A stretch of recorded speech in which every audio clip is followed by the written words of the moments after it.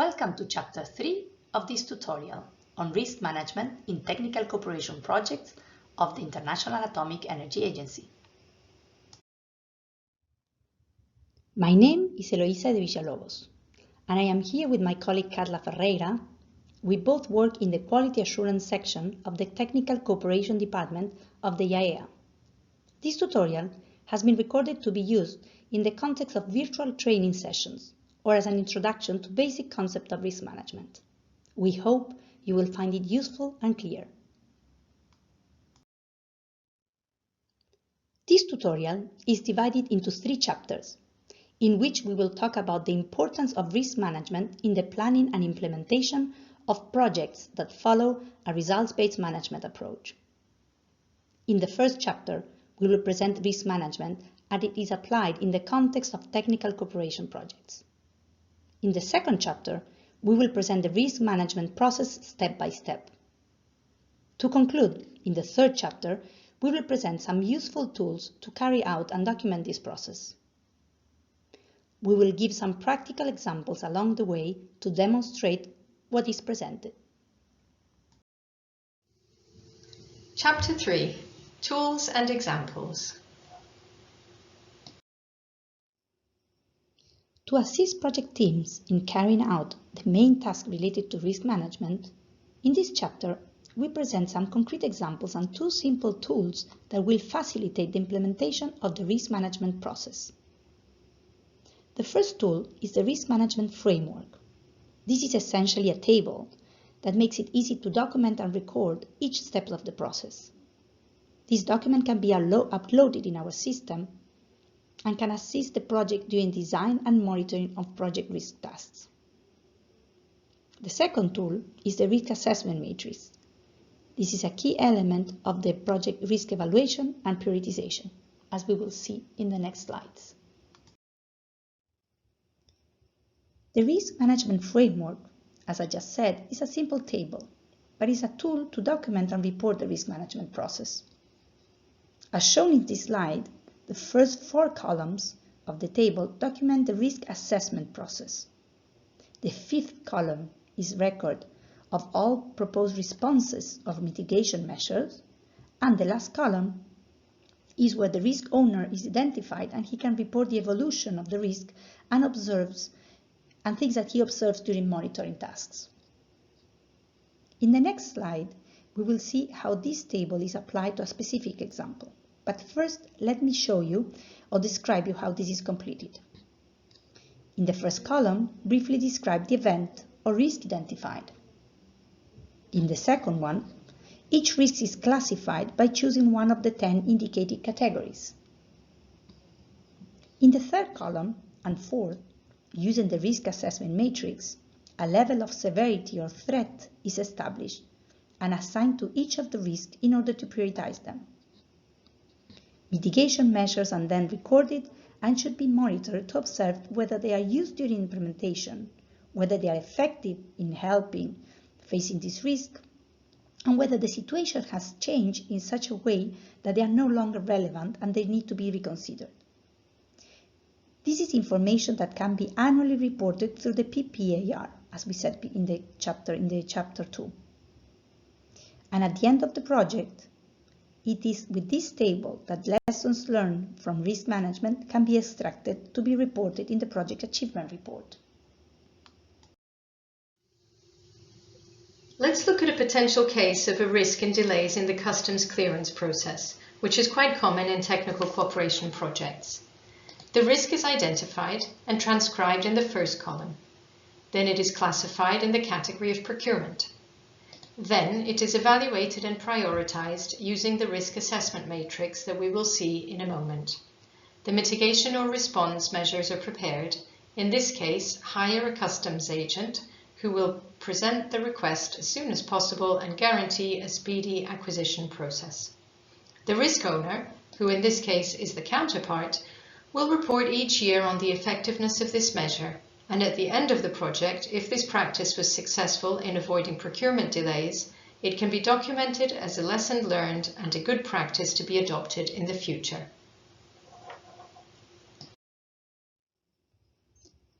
And here, this is the risk assessment matrix.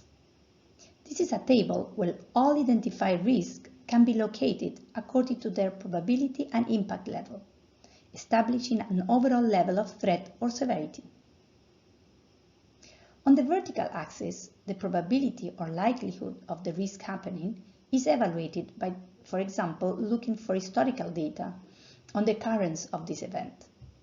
If no data exists, then this can be assessed based on experience.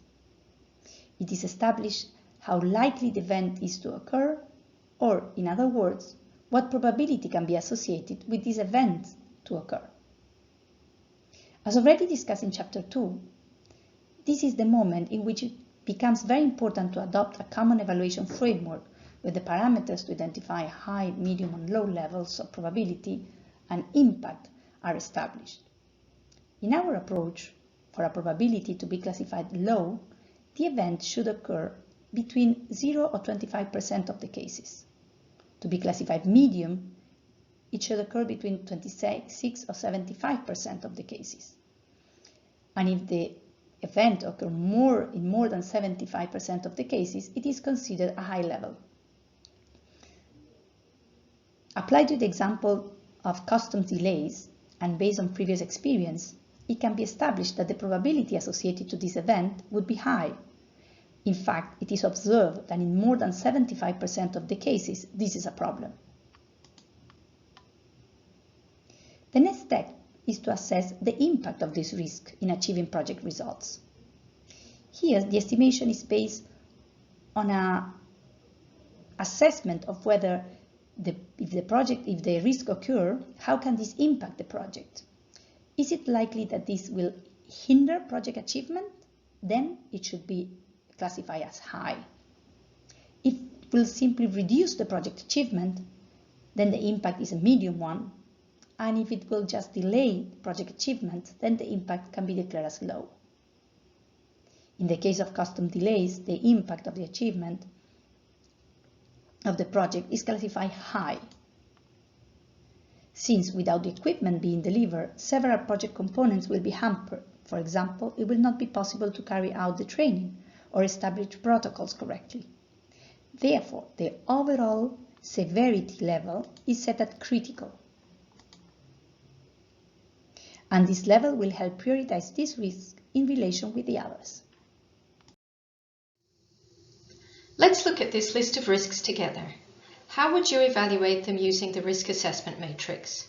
Where would you place the following risks? A natural catastrophe affecting the project site. Generally speaking, a natural catastrophe can significantly hinder project achievements and thus should be considered as a high impact event. At the same time, the probability of it to occur is low. It will then be placed in this quadrant, which being yellow corresponds to an overall medium threat level. Let's look now at price volatility. Assuming we will operate in a stable context, the probability would be low, but the impact is considered medium as it can affect the acquisition of critical inputs for the project. The risk will then be placed in a green quadrant, meaning that price volatility is a risk that represents a low threat level. The next risk to analyze is the difficulty of retaining trained personnel.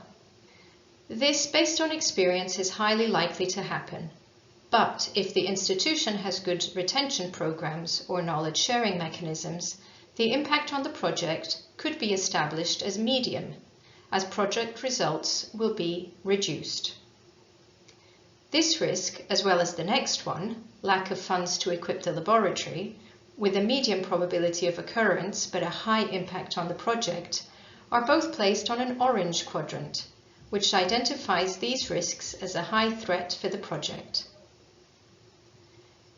Number 5, delays in the delivery of necessary equipment for the training exercises, our case example, has been classified as critical. And finally, the risk of problems finding local suppliers to equip the laboratory is likely to occur in half of the cases, probability medium, and can reduce the results of the project by increasing the cost of sustaining the project impacts. Once all the risks have been placed in the matrix, it is easier to understand which risks we should focus on during implementation, as they represent a real threat for project achievements. In this case, the focus should be on 5, 3, and 4. Delays in procurement, difficulties in retaining staff, and lacking funds to equip the labs.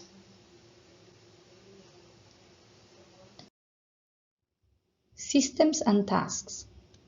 In which systems do we perform our risk management tasks?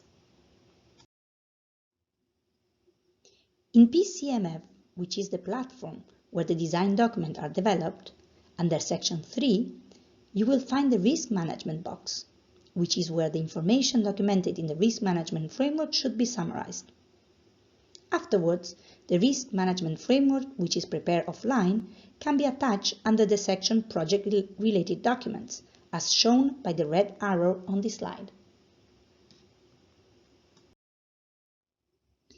The Project Progress Assessment Report, or PPAR, is the annual monitoring tool in TC. Here is which every year counterparts report on whether there has been any delays in project implementation and which one has been the causes. In the risk management section, they can state whether these have been risks identified during design and whether the mitigation measures planned were effective.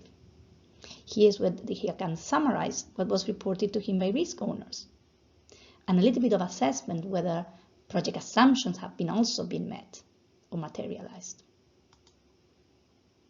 At the end of the project achievement report will collect all of the good practices and lessons learned from the management of risks. These are key elements for designing mitigation measures that could be effective for the next project cycle. It's time for a recap. Let's see which one are the risk management tasks that you need to perform during project design. First, identify project risk and assumptions in a participatory way. Once classified, identify risk owners and assign responsibilities. Assess and prioritize each risk using the risk assessment matrix and document the entire process in the risk management framework.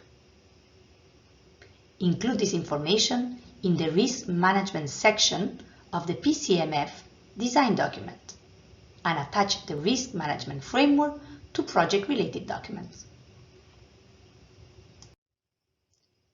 Let's now have a look at the task you have to perform during implementation and closure regarding risk management. Each risk owner should monitor the evolution of the risk and document the actions taken if they arise. Counterpart should monitor project assumptions and make sure they are in place and document actions taken in case they fail to materialize.